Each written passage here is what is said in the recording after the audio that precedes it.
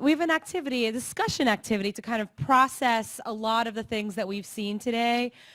We have been doing a lot of listening. We have been doing a lot of engaging with some really strength-based and inspiring projects. So, Serena, are you here? Okay. I'm going to invite Serena up to take over. She's from the San Diego think tank. Serena West, you're also a teacher of 16 years, kinder teacher in Oceanside, second vice president of her local. So, yeah, we're very ILC member. Oh, IFT. Oh, yes, of course, IFT member. So thank you very much for taking over and leading us in discussion. Well, I'm not going to take over, but so I'm here with one of my IFT members for the think tank of San Diego here, Jen. She's going to help me facilitate this. We've seen a lot of awesome presentations, lots of great things that kids are doing. And so I know sometimes we go to these workshops and it's hard for us to really just have time to sit and process some of the things that we've seen so far. So we're just going to kind of lead you in a time of just kind of reflecting on what you've seen so far. And we're just going to ask you some questions to give you time to think about your own strengths. So the first question that we want you to think about, and then also have a few minutes to discuss, and we will share out when we're done. We'll give you about a couple of minutes. But the first question I want you to think about is describe your most powerful strength as a teacher. When you think about, take the time to think about that for a moment. And I thought about this question for myself, and I said, how would I answer that question? What do I feel is my most powerful strength as a teacher? And I said, one of the things that I know that I'm good at is making a connection with my parents where they feel safe to share things that may be going on in their personal lives that might be affecting their child at school in the classroom. I'm not going to judge them about, oh, you're a single mom or this and that, because I share some of my own experiences with them, because I also came from a single parent household. And I know sometimes there are comments made that are not so positive about our parents. And so when I'm working with my parents, I've worked at two different schools in my local in Oceanside. When I'm talking to my parents, I always talk to them with respect. And I always look at them like, you know what, this was my mom. So I am really good at building that relationship with my parents so that they feel safe. So if there's something that's going on in their household that, they feel safe to come to me about, and I can keep that in mind when I'm working with their student. So what I want you to think about right now, what is your most powerful strength as a teacher in your classroom or whatever it is that you do? Share with your partner next to you at your table and just have a brief discussion about what that is.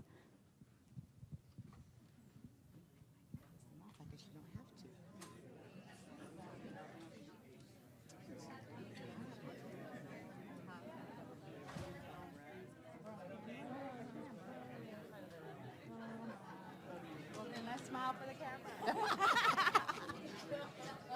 Grab me a little piece of chocolate.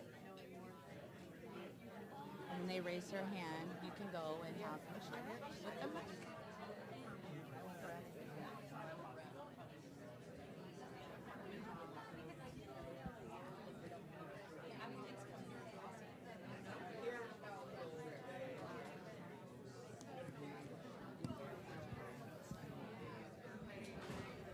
Tell me when you think that.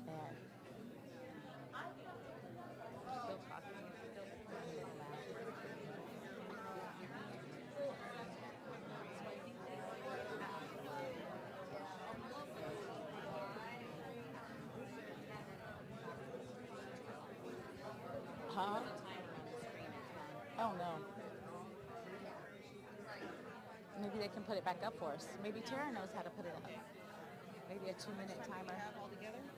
She said we can use 30, but I still know we'll be about 10.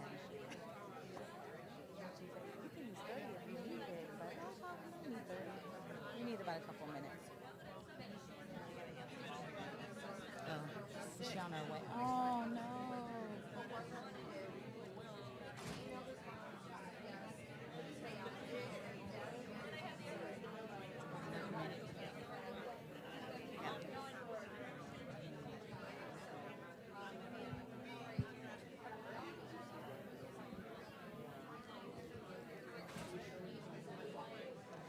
You have about 1 more minute, and then we're going to take some share outs.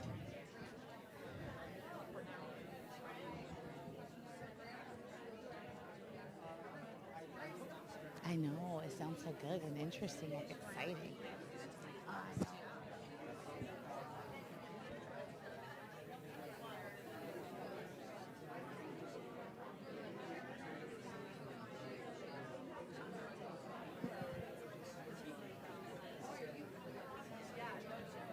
Some of them have really small tables. Some of them have larger tables.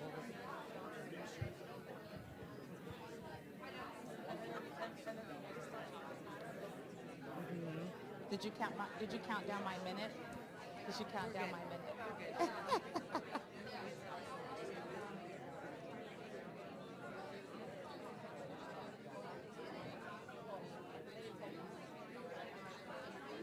We can stop them?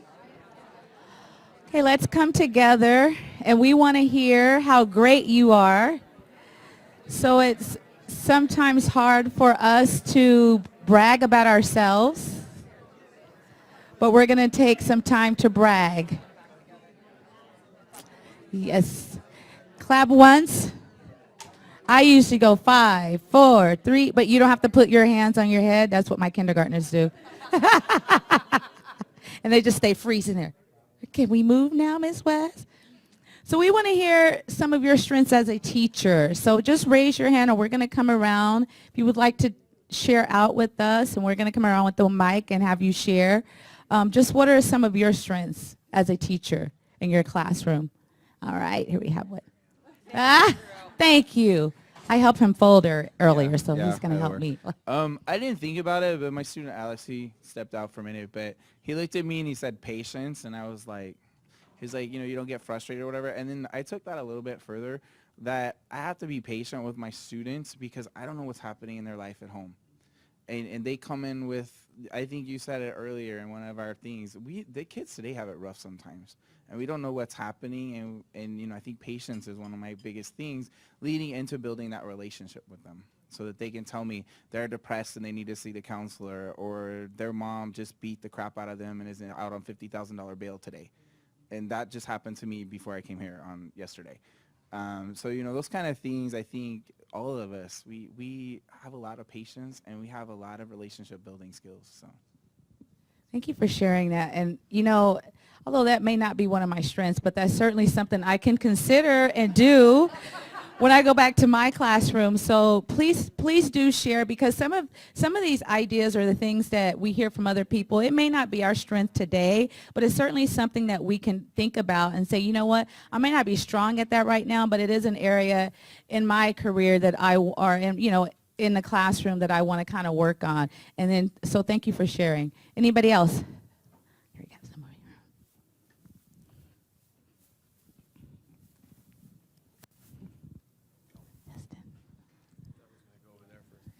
So my partner and I here both found ourselves sharing about something in common, which was creativity. And that ends up being a very nebulous, hard to define thing. But I read a book called, I believe it was Disciplined Dreaming, that took an overlap of several hundred very successful high people or whatever. And there was a thematic overlap in the way they defined it was taking existing things and creating a relationship amongst those things that they didn't have before. So kind of like assembling a wall out of bricks. You made the wall, you didn't make the bricks. Being able to take a new set of standards or a set of curriculum you aren't used to using, or a student's personal life background, or any of those other things, is and tying them all together in a way that creates meaningful relationship is very different from taking something and then just trying to teach that one thing. All you're doing is handing something over instead of creating a relationship amongst things. There's a subjectivity to it, and there's a risk-taking to it that requires courage as well as intelligence. Thank you. We often ask our students to be risk takers, but sometimes we don't as teachers. Catherine Underwood, the Moreno Valley think tank, and I teach kindergarten. And the strength that I shared was optimism, because I get up every day and I just know I'm going to have a great day in my classroom, And I also know that we're going to, any obstacles that are come our way, we'll find a way around them so that our students can be successful. So optimism is my big strength.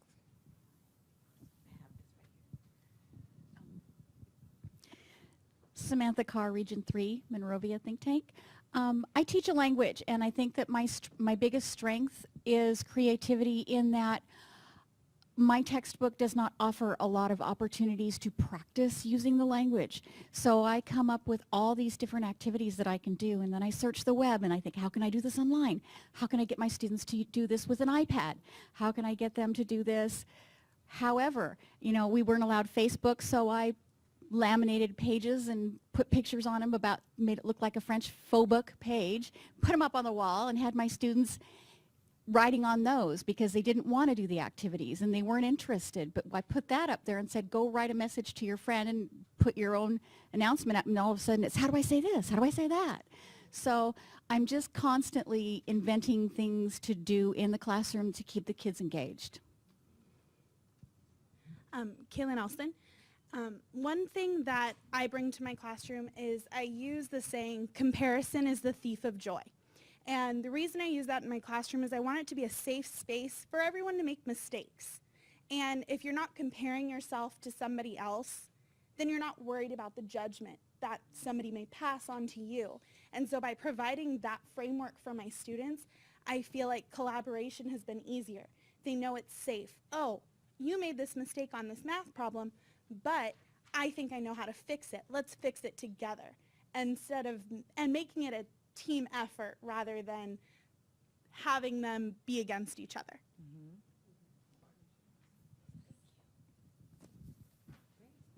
Anyone else?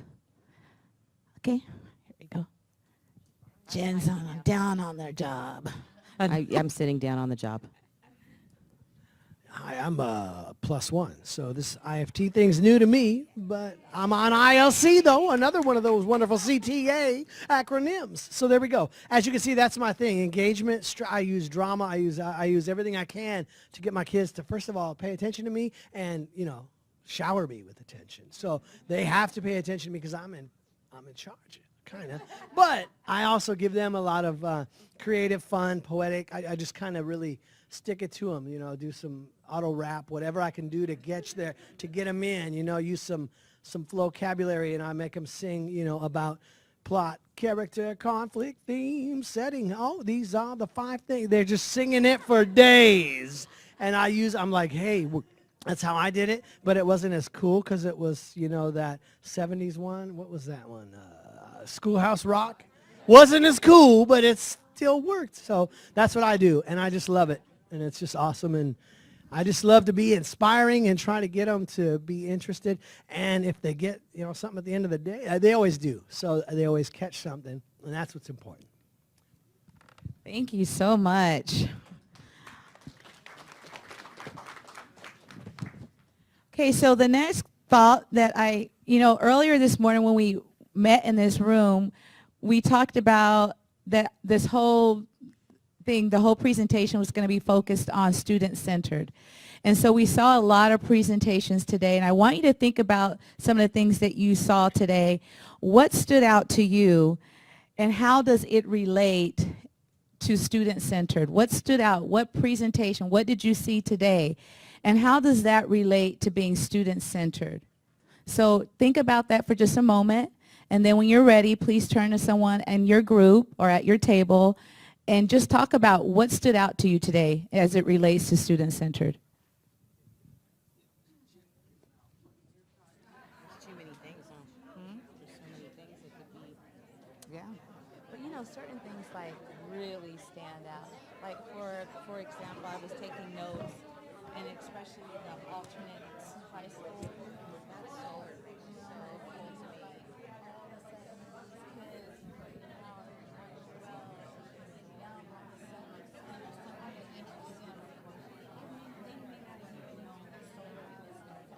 Right. Enjoy it, but the fact that they feel accomplished about doing something, you know, is, no, that's, you know, so to me, it's about teaching skills. It's not just about their confidence or maybe their strengths, but sometimes it's about their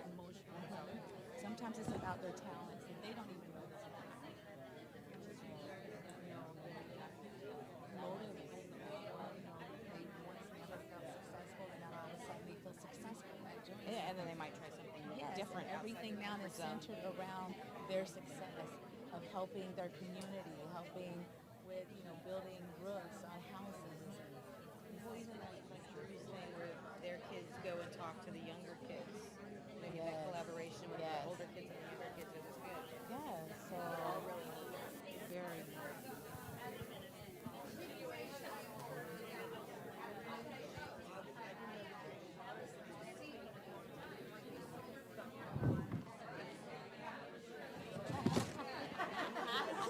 Training the kids to be so responsible.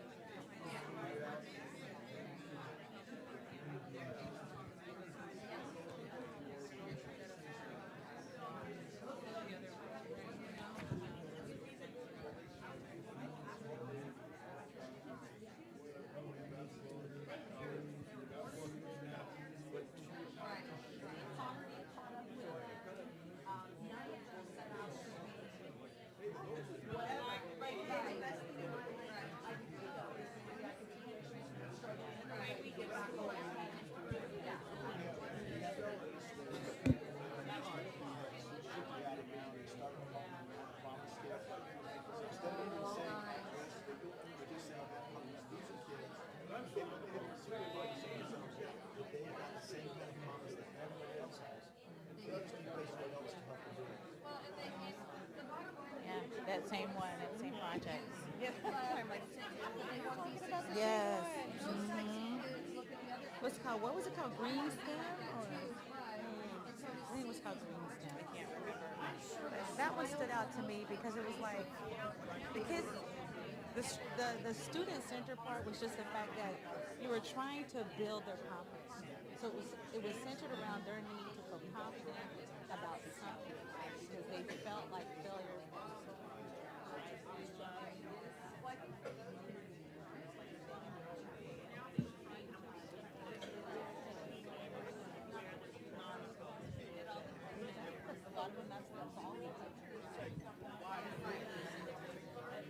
Okay, we're going to come together in about a minute.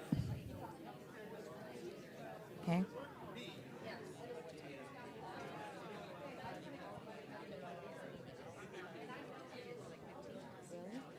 Okay. Yeah, that's our last question. Oh, no, the last one. Okay, 5, 4, 3, 2, and 1. Thank you. So I'm going to share just something that stood out. A lot of things stood out, but sometimes when we talk about student strengths, we're not just talking about their academic strengths, we're not just talking about their talents, but we're also talking about where they are developmentally, where they are emotionally, and we're trying to help build them up in that area. And so I know when I saw the presentation about the kids making the electric cars and things like that, and all of those skills came out, but one of the things that really stood out to me was that those skills were not known when those students came. It's not like those students came and all of a sudden the teacher identified, oh my God, you're really good at doing this and you're good at doing that. It really came from to me, what I felt, it really came from a need for those students to have the confidence and to feel successful about something in their lives because they've been kicked out of schools. They've been, so many things had gone wrong at that time, and thus is why they ended up at that site. But it was like, it wasn't really based on anything you can identify right away, but the strength was how can we motivate them, how can we build upon their confidence? So it was like, that child emotionally, they needed confidence. They needed to feel successful. And from that, all these other great strengths came out just from that goal of trying to build that. So that really resonated with me today. So I want to hear what resonated with you. We'll take a couple, not too many, maybe like 2 people who would like to share out. What was something that you felt that really stood out to you, if there is anybody? Okay. We have a couple. All right, and then I'll come right to you.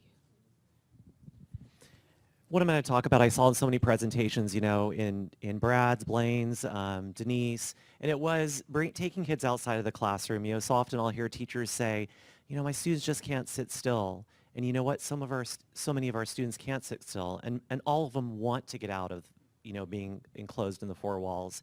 And I saw that happening, and we saw the little ducklings, flying out of the duck box. And I mean, it brought joy to us that they had worked on this, and they got to see that, witness that was their creation, that they're taking care of the environment, providing habitat for migrating birds. And I just thought, yes, our kids, they'll have such joy if we get them outside the classroom. So thank you so much for bringing that alive again. I appreciate it. I have one here. I'm Valerie, and I'm here with Cammie, and I honestly did not know, even this morning pulling up into the parking lot, I didn't know what I was coming to.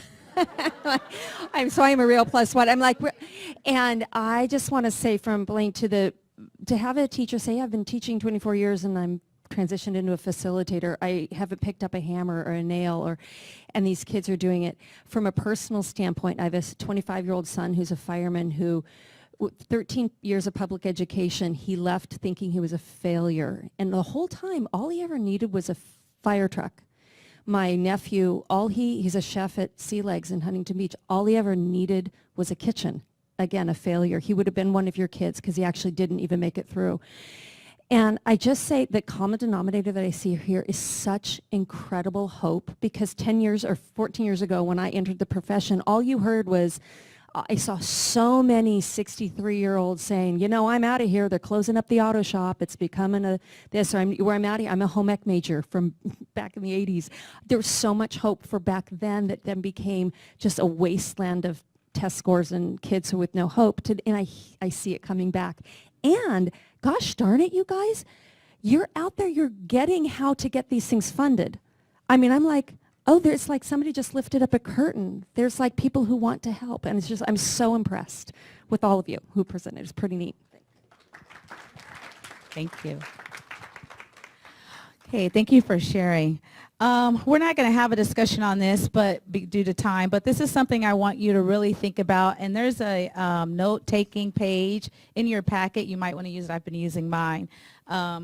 But this question is just about you, and it says, thinking about your strengths and your students' strengths, what would you like to try in your classroom? What strength-based activity could you go back next week and try in your classroom from where you are and from where your students are? And I know when I came here last year to the Expo, I saw all these amazing things. And I'm like, oh my God, how much time and organization. And oh my God, that seems like, that's going to take a lot to get that up and rolling, and things that we want to try. But I left here the last time, and even today, I'm going to, one of the things I go home with is not necessarily what big, huge project you're going to get, you're going to start with, but sometimes it's just simply thinking about, how are you going to change your thinking when you go back to your classroom with your students? How are you going to just take the time, and I heard this in one of the presentations today, to get to know your students? We get so much in a rut of trying to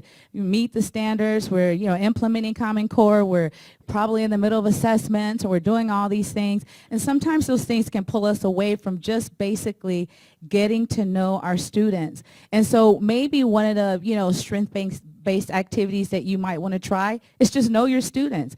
Sit down and talk to them when you bring them up for an assessment. We know that they have to be done, but maybe just have a casual conversation. I know one of the presenters today, a grant recipient, they were talking about, they didn't know that their students, went out once a month and to go feed the homeless, because, you get so caught up into the rut of things, you don't really get a chance to know your students. And I know personally, I've had those experiences in my own classroom with my own students.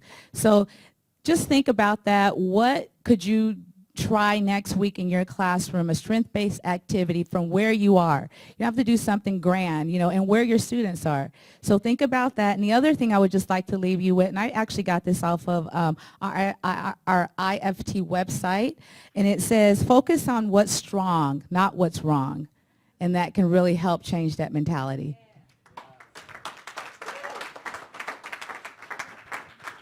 Give another round of applause to our moderators of that really engaging discussion. Thank you so much.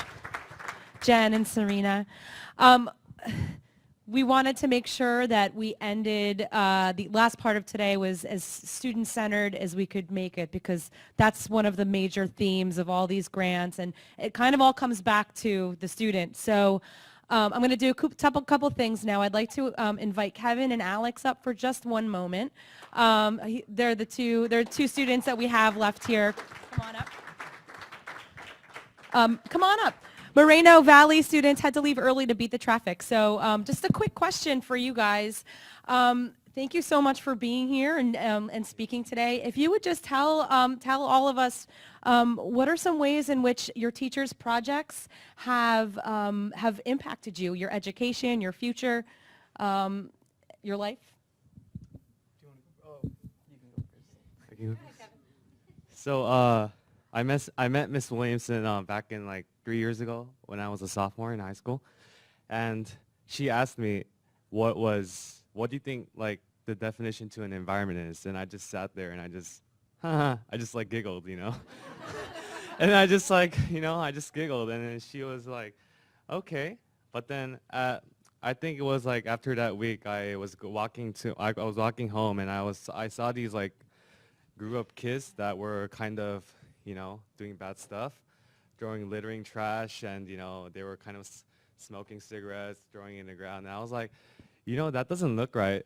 And I was like, you know, at that time I couldn't stand up for myself for 2 reasons, because I was scared and my English wasn't that good, because I'm a second language English learner. And 5 years ago, I was like literally, I couldn't even talk. Like I had to body language, like, you know. So I'm so impressed to myself, my parents. I'm so grateful that they sent me to America and that my English I got better here, and I'm so thankful you guys are listening to me today. And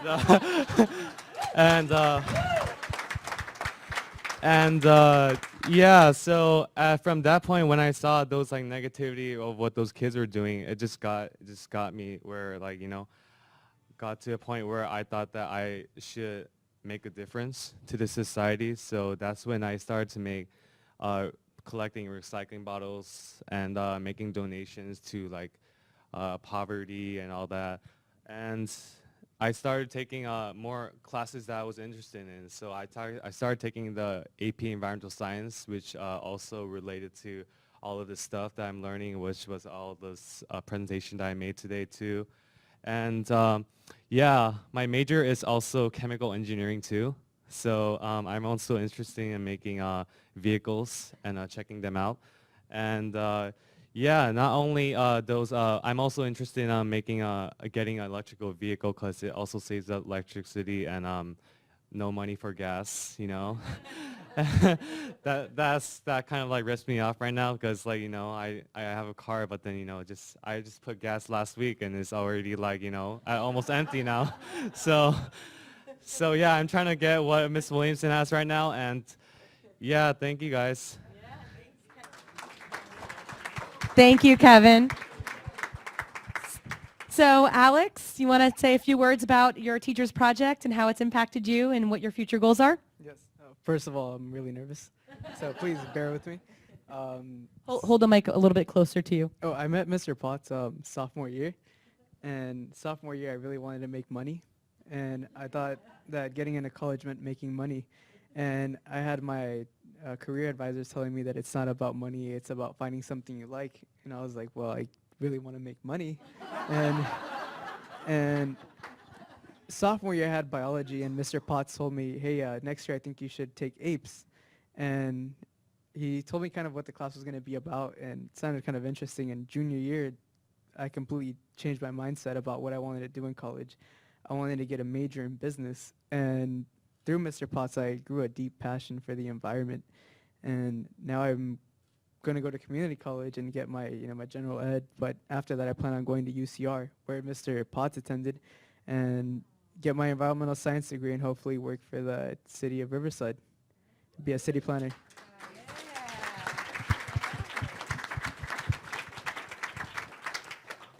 All right, thank you guys so much for being here for the day, and what do you think of all of us? I'm just kidding. I think you guys are amazing. Thanks. I love you guys all. You guys are amazing. much. You guys can have a seat. All right. Just on the note of student-centered, I have there's a grant recipient who was unable to come down to this. Her name's Amy Conley. I work with her.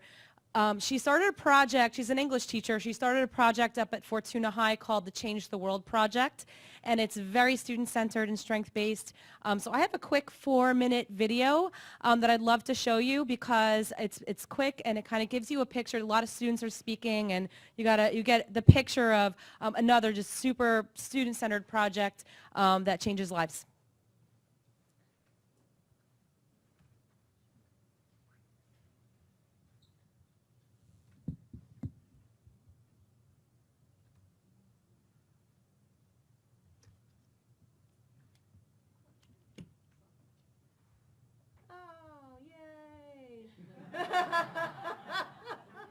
It always happens like that, doesn't it?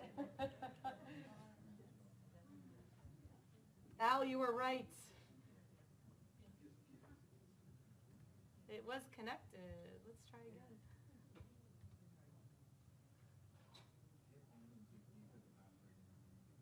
Yeah, I might have to put the password. I'm actually going to try that again.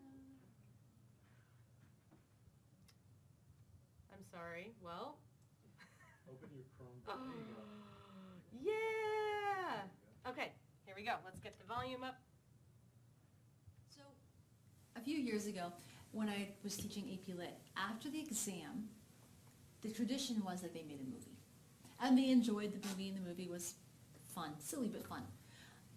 I decided that it wasn't good enough.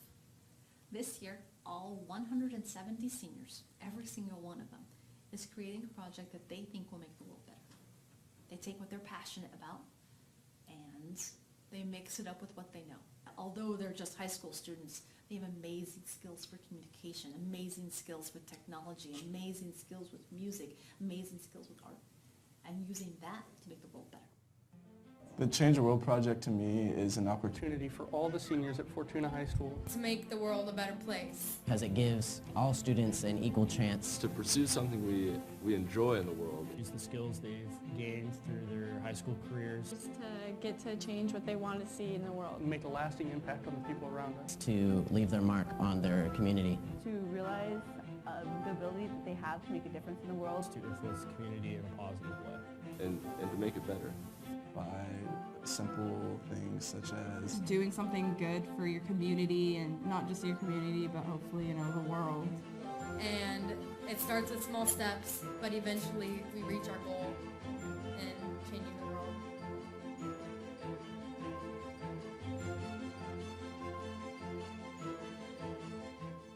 Our project is to pull the European beach grass, which is invasive, to our county. We decided we wanted to restore our local beaches to our previous ways before we came in and changed it.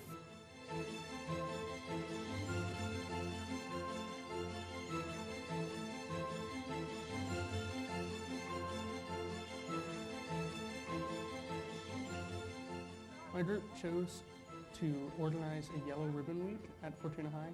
We may not be able to change the whole world with one Yellow Ribbon Week, but at least we can bring attention to our small group, maybe just even our school, to help draw attention to that and actually gain a little bit of support for those who need it.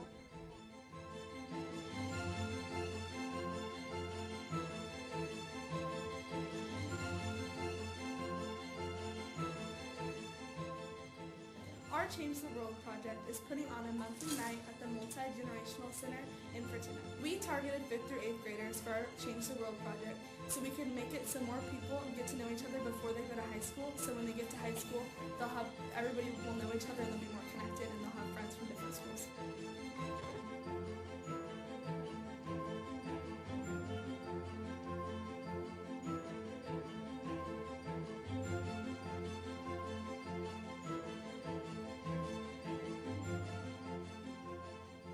My project is that I started a change.org petition. It's trying to get a composting program for the cafeteria. For making an exercise video. We created a poster, books for soldiers. Clean up the football field and the basketball court. In the long run, I hope for this almost become a social norm for it to work out well. We just want to make a safe place for them to come and have some fun. A safer environment for people to go to. We want to decrease the amount of obesity in children. Eventually have F building become a zero net energy building. Hopefully we'll accomplish, just like making their world better. If they can't afford a gym membership, they can do these simple 5 exercises at home and they stay fit and active.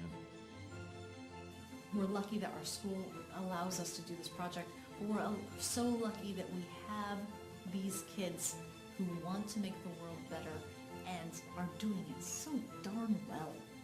Thank you.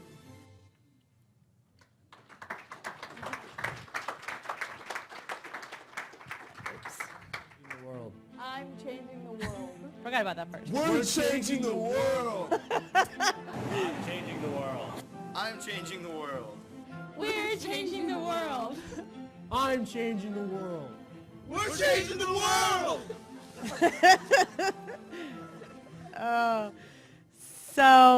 And of course, we wouldn't have been able to do it without the IFT and the grant that we received from the IFT that enabled us to launch this project. And it's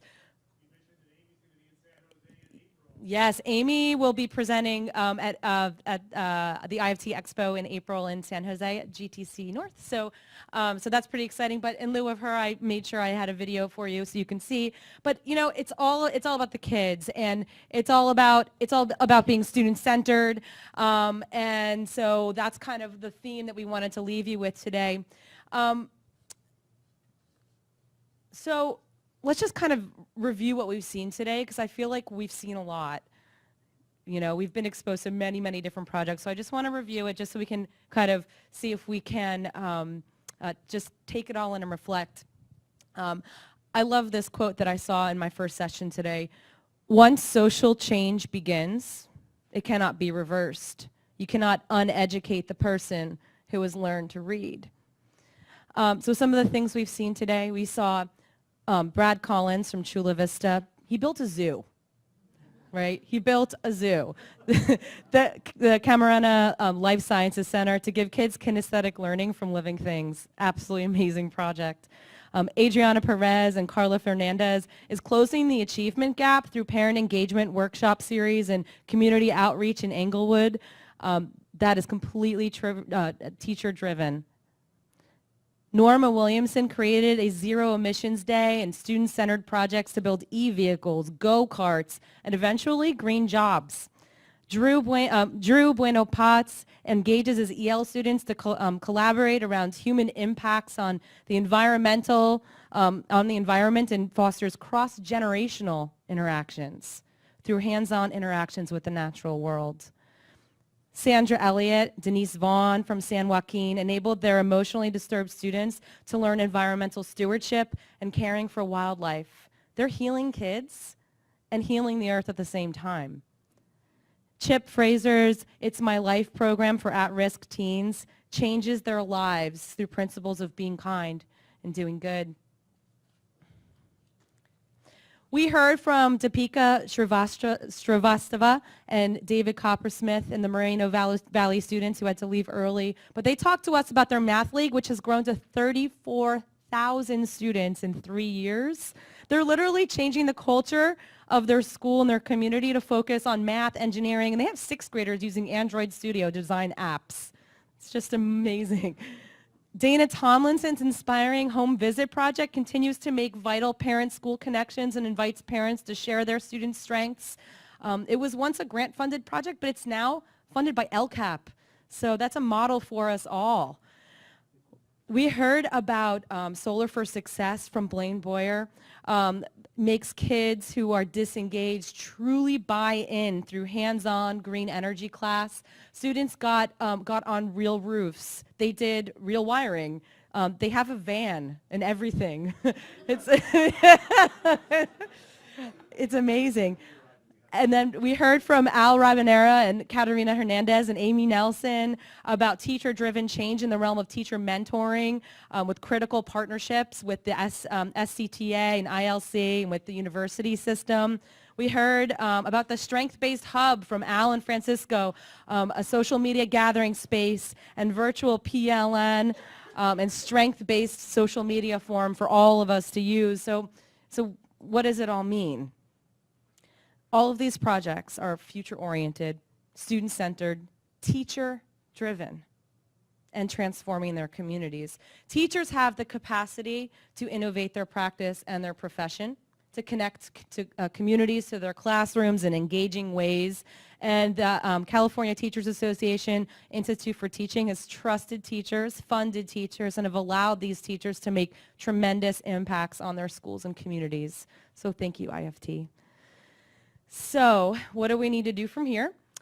We need to think about the things we saw, and we need to take those things in and think about ways we can use our strengths, the strengths of our schools, the strengths of our communities, and the strengths of our students, most importantly, to inspire innovation.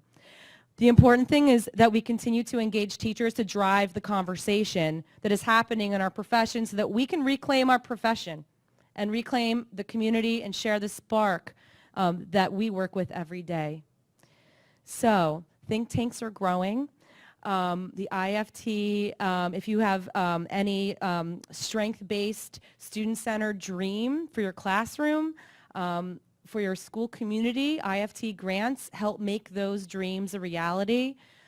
Dick in the back, Dick Gale and Anita Benitez, I'm not sure if Anita's here, they could give you more information, but there's plenty of information about grants in the folders. Yeah.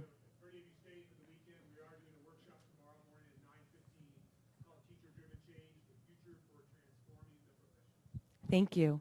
I'd like to invite the East Bay think tank up just so we can wrap it up and say a few thank yous. So because I wrote this from my perspective, I don't have to. I just want to start by saying this afternoon brought me to tears, and I'm still trying to dry up those tears. It's just amazing, the hope that we have for the future. Listening to the students today, thank you so much for sharing that. That's what brings us joy. That's why I stay in the profession. I was telling two new teachers here, you're in your second year, you know, you come to these and you get so re-energized, and you go back into your classroom and you say, wow, look at all the new strengths that I have, things that I learned from fellow teachers. So thank you for enriching us today, and it was a pleasure to be with you. I want you to have a safe trip home. I'm going to turn this mic over to my other colleagues, but I will see you either up north or maybe next year I'll join you again down south. We also want to thank all. You can applaud. Applaud. We also want to thank all of the IFT think tanks for bringing your colleagues and also your presence here to this event, supporting this idea of showcasing the great things that are happening in California classrooms. We want to give a shout out to all of our think tank facilitators. They're in the back there. Yale, where are you? Yale, stand up. Margaret Wallace, Steve Depew, and our very own Sheila Bell. These guys enable us to think about whatever we want, and then they help us make it happen. Hence what you're seeing today. Also, all of the IFT Grants Selection Committee members who served on the panel. I'm all sweaty and teary right now. I was moved to tears a lot too, especially that last piece. Man, I couldn't help it. Okay. But yeah, I just wanted to give a shout out to can all the grant presenters please stand up one last time? Yeah. You guys, the work that you do, thank you. Just thank you for making a difference. Thank you for choosing to be teachers.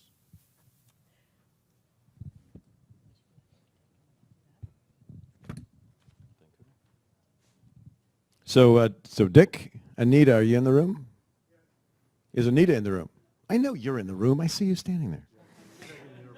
Jackie, a lot of folks downstairs. I want to thank you for all the work you've done to make this happen. And I want to kind of echo something Charles said. We were talking about strengths earlier. There's an administrator in my district, and we happen to be blessed with a lot of good administrators, who has asked us to take a look at the kids who traditionally we call at risk, and instead think of them as at promise.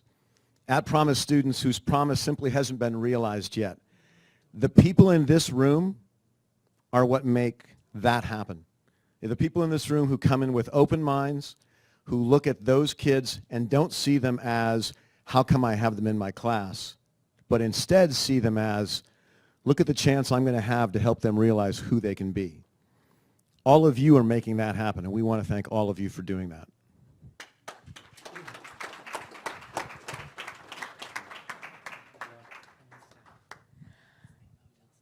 Yes. I would like to send out a very, very special thanks to the members of the East Bay think tank for all the conversations and planning that went into this whole event. Charles Shannon, your attention to detail and logical planning, logistical planning has been instrumental. Mike Wilmarth and Sheila Bell, thank you for keeping us focused on the prize. Eric Enriquez, thank you for your big ideas and compelling questions. Thank you for all being part of it today. Thank you for the local think tanks for being here and participating and helping us facilitate. And we. And thanks to the hotel staff for helping us out and dealing with all of our logistical issues today. The last thing I think we need to say is that we're going to the bar. So. Well said. I said you're going to be drinking. Yes. Thank you, Samir.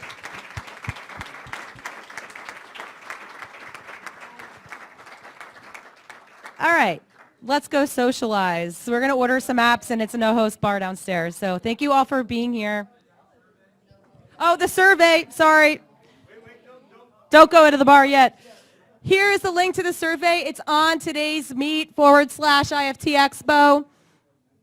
I linked it there. It's very quick. I would love if we can get some feedback so we can make sure this event continues and it becomes better and better. Thank you all.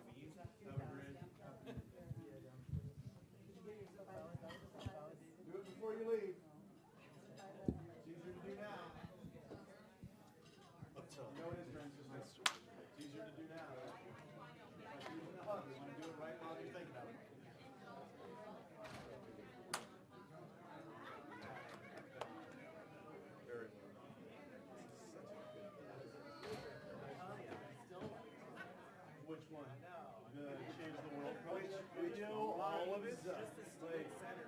See the little wood ducks? See the little wood ducks head down? Yeah. Oh, God. We're listening to the students.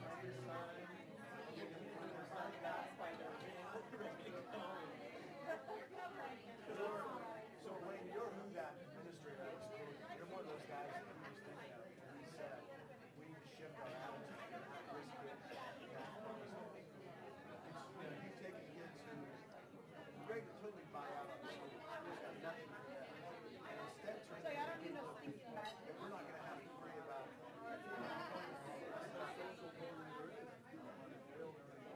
Absolutely. That was awesome.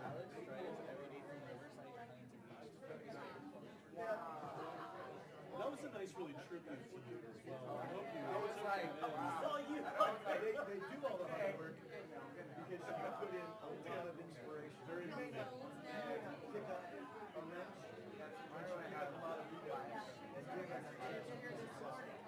Don't in any way minimize. Once you print it all, I see the meters. She's been downstairs when I'm upstairs. Upstairs when I'm downstairs.